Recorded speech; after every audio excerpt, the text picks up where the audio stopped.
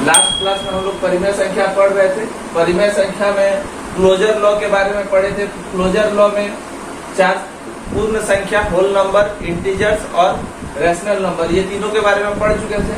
अब दूसरा गुणधर्म 1.2.2 में गुणधर्म पढ़ेंगे क्रम विनिमेयता। क्रम विनिमेयता को अंग्रेजी में क्या बोलते हैं? Commutative law. क्लोजर लॉ पढ़ लिए थे, कम्यूटेटिव लॉ के बारे में पढ़ेंगे।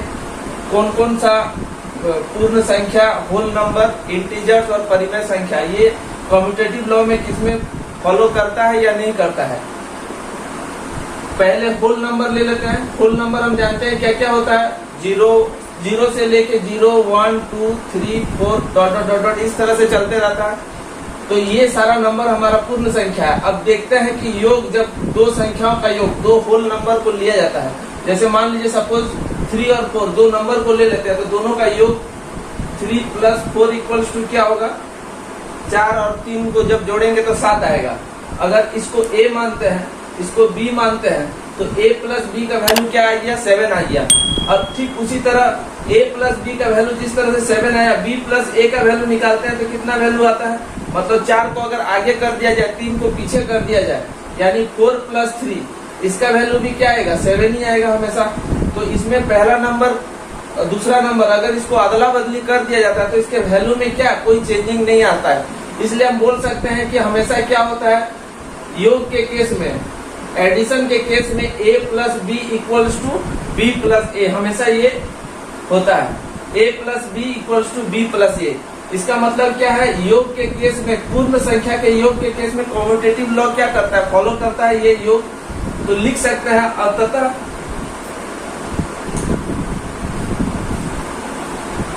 दो संख्याओं का योग का क्रम विनिमय नियम नियत है। या फिर ये वर्ड थोड़ा सा हार्ड है तो सीधा लिख सकते हैं कम्यूटेटिव लॉ फॉलो करता है। अतः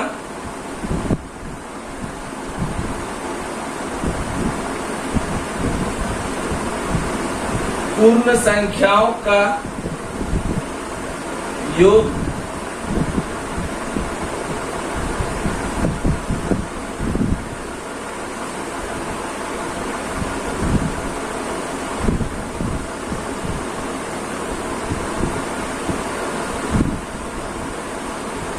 क्रम विनिमेयता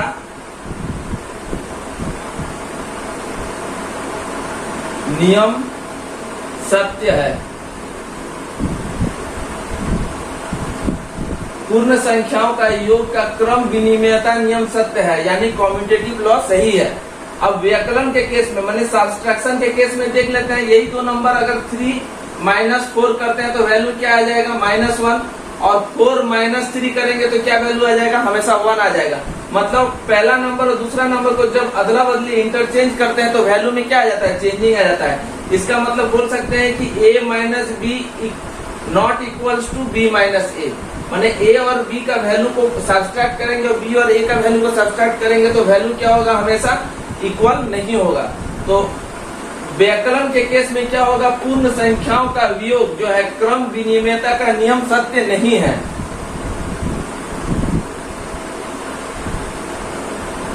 पूर्ण संख्याओं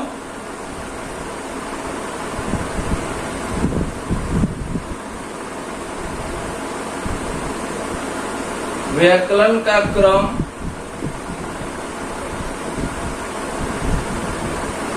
विनिमेयता नियम सत्य नहीं है।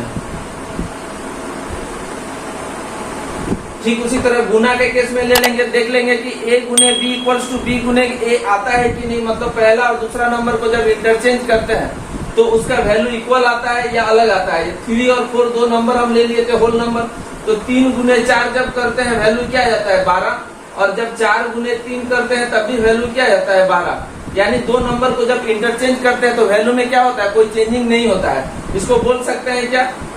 A × B = B × A। ठीक उसी तरह आ गया पहला नंबर के जैसा A + B = B + A। इसका मतलब क्या है? पूर्ण संख्याओं का गुना जो है क्या क्रम विनिमयता नियम सत्य है।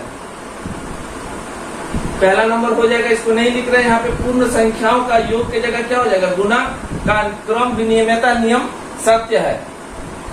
खाली लिख देते हैं सत्य है, पूरा लिख लीजिएगा। और भाग के केस में क्या होगा, a divided by b, a बट्टा b का वैल्यू क्या b बट्टा a के बराबर आता है, करके देखते हैं। 3/4 अगर लेंगे वैल्यू क्या आ जाएगा, 3/4, ये तो सीधा सीधी नहीं कटेगा। b बाई a का वैल्यू क्या हो जाएगा, 4/3। तो 3/4 और 4/3 दोनों को अगर निकालेंगे, भाग देंगे, पॉइंट में आएगा तो क्या होगा, वैल्यू डिफर हो जाएगा। इसका मतलब क्या है, जब दो नंबर को भाग किया जाता है तो ये क्या करता है, क्रम विनिमयता का नियम को फॉलो नहीं करता है, कॉम्यूटेटिव लॉ फॉलो नहीं करता है। इसका मतलब पूर्ण संख्याओं का भाग का क्रम विनिमयता नियम सत्य नहीं है। सीधे में लिख देते हैं सत्य नहीं है। ये हम लोग पूर्ण संख्या के केस में पढ़ लिए। कॉम्यूटेटिव लॉ क्या है जान गए। कॉम्यूटेटिव लॉ में क्या है, दो नंबर का योग अगर अदला बदली कर देते हैं तो उसका वैल्यू सही आएगा कि नहीं आएगा, इक्वल आएगा कि नहीं आएगा। अगर आएगा तो लिखेंगे सत्य है, नहीं तो नहीं है। व्याकलन के केस में माइनस करके देख लेंगे, अलग अलग आता है तो वैल्यू क्या बोलेंगे, सत्य नहीं है।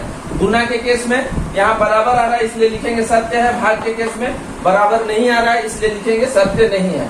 ठीक उसी तरह पूर्ण संख्या की जगह क्या देंगे, दूसरा बार में पूर्णांक संख्या, उसके बाद परिमेय संख्या।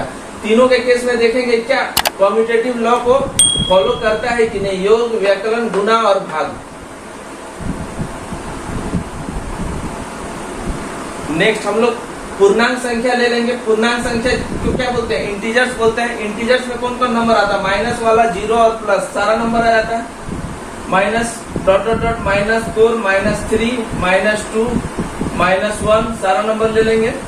0, 1, 2, 3, 4, 5 इस तरह से आगे बढ़ते रहेगा। ये सारा नंबर क्या है, इंटीजर्स है। अब देखेंगे कि इंटीजर्स में कॉम्यूटेटिव लॉ किसमें फॉलो करता है, योग में, व्याकरण में, गुणा में और भाग में।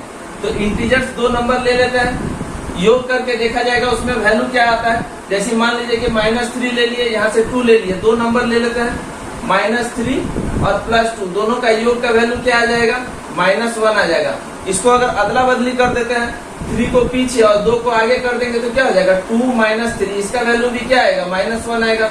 इसी तरह और एग्जांपल ले लेते हैं, एग्जांपल 1, एग्जांपल 2 ले लेते हैं। मान लीजिए यहाँ -4 ले लिए, एक 1 ले लिए, तो -4 और 1 +1 वैल्यू कितना आ जाएगा, -3 आ जाएगा। और ठीक उसी तरह इसको अदला बदली कर देने से 1 - 4 वैल्यू कितना आ जाएगा, -3। मतलब हर केस में हम देखते हैं कि योग के केस में क्या होता है, ये कॉम्यूटेटिव लॉ को फॉलो करता है। यानी जो जितने सारे भी इंटीजर्स है ये सारा क्या करता है, योग के केस में कॉम्यूटेटिव लॉ को फॉलो करता है। तो लिख सकते हैं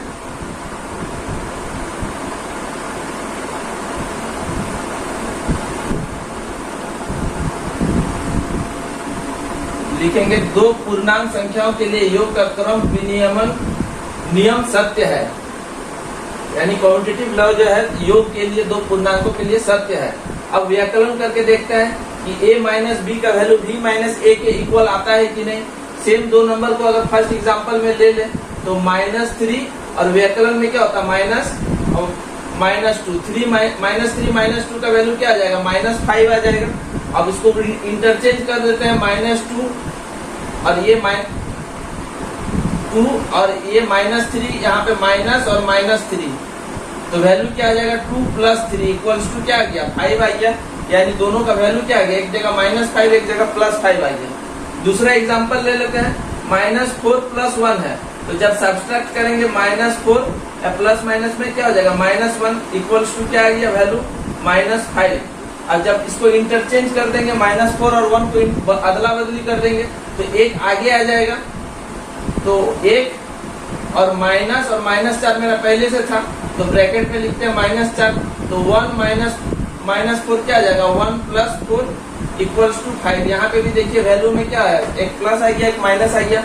इसका मतलब क्या है, दो पूर्णांक संख्याओं का व्याकलन का क्रम विनिमय सत्य नहीं है। मतलब कॉम्यूटेटिव लॉ जो है ये व्याकलन के केस में सत्य नहीं है। सीधा लिख देते हैं यहाँ पे सत्य नहीं है, पूरा लिख लेना है यहाँ। अब गुना के केस में देख लेंगे कि a into B equals to B into A के बराबर आता है कि नहीं।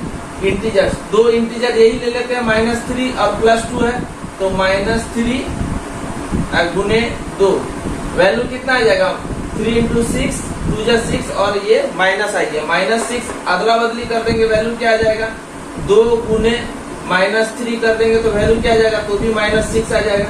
ये पहला हो गया। दूसरा एग्जांपल अगर ले लेते हैं तो क्या आ जाता है, दूसरा एग्जांपल था मेरा -4 और +1, गुना करके देखते हैं, -4 और गुने 1, वैल्यू कितना है -4 और -4 को जब पीछे कर देंगे 1 गुने -4, इसका वैल्यू भी कितना है -4, यानी वैल्यू में कोई चेंजिंग नहीं हो रहा है क्या गुना के केस में। तो गुना के केस में पूर्णांकों का क्या होगा, कम्यूटेटिव लॉ फॉलो करेगा। इसमें लिखेंगे क्या, सत्य है, क्यों, क्योंकि बराबर है इसलिए सत्य है। क्या, दो पूर्णांक संख्याओं के लिए गुना का क्रम विनिमय नियम सत्य है, पूरा चीज यही है। भाग के केस में देखेंगे कि 1/2 a by B equals to b by A है कि नहीं, तो माइनस, यहाँ दो एग्जाम्पल क्या था, -3 और +2 था, तो -3 और डिवाइडेड बाई 2, इसका वैल्यू निकालेंगे, क्या आ जाएगा 1.5 आ जाएगा माइनस में, और 2 बाई -3, इसका वैल्यू भी क्या है, अलग है, तो भाग के केस में तो होना ही नहीं है, तो ये सीधा लिख देंगे क्या, सत्य नहीं है। क्या के लिए, दो पूर्णांकों का भाग के लिए कम्यूटेटिव लॉ सत्य नहीं है। अब नेक्स्ट क्लास में पढ़ेंगे, पूर्णांक पढ़ लिए, पूर्ण संख्या पढ़ लिए, अब परिमेय संख्या देखेंगे। क्या परिमेय संख्या का योग, व्यकलन, गुणा और भाग क्या करता है, कम्यूटेटिव लॉ को फॉलो करता है कि नहीं करता है।